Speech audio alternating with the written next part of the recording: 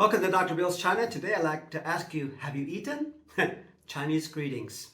One of the biggest windows on the differences in Chinese and American culture is how we greet each other.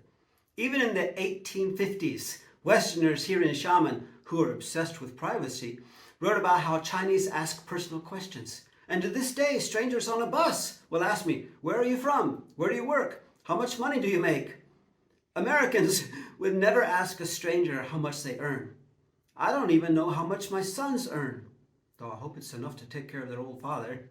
Chinese endless personal questions annoyed me at first, but I slowly realized Chinese are not just nosy, but also genuinely concerned about each other.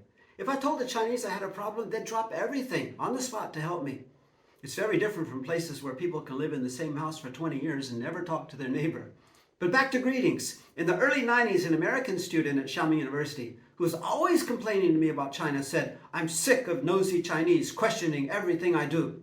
Going to class? Leaving class? Going shopping? Have you eaten? I'm surprised they don't ask what I do in the bathroom."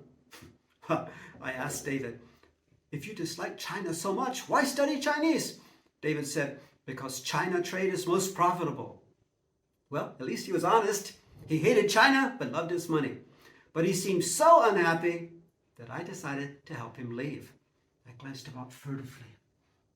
I teach communication. Most communication is body language. And then I whispered, "Do you know why Chinese ask you so many questions?" He glanced about fearfully and whispered, "Why?" I said, "Communist." His jaw dropped. Boom. "Really?" He said. "Really," I said. "All Chinese of all ages are communist. Even the little children with red scarves, they're communists, and they must report everything we foreigners do." "Really?" he said, eyes wide. "Really," I said.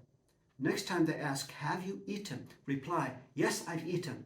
Walk away, then spin suddenly, and you'll find them writing in a little red book, 'The foreigner has eaten.'" His eyes were as wide as saucers as he peered about to see maybe if some old granny was reporting on us. "Really?" I slowly nodded yes.